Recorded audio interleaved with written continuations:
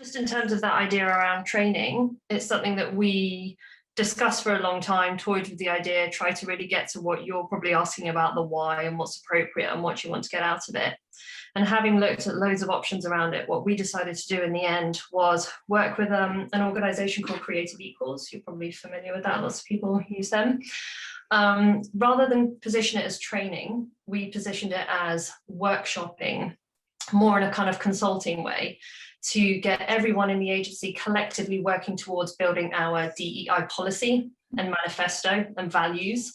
So rather than going, this is like teaching you or training you to be something or think something, we actually used it as a whole agency exercise to collectively work out what did we care about, why, and how we're going to try and action that. So from those kind of couple of days that we spent together, we collectively wrote a manifesto, which is our kind of like value principle about why we're doing this, headlines. It becomes a kind of public facing thing we can use across job ads on our website, etc. So hopefully that works as an exercise to sort of position us as an agency that has these values. And then also together, we worked out these 4 things called pillars, which kind of focuses around, we can't do everything. What are the things that we can do and what's most important to us particularly? And then within those pillars, we then worked out some quite specific action points. So it becomes really concrete, everyone's really involved.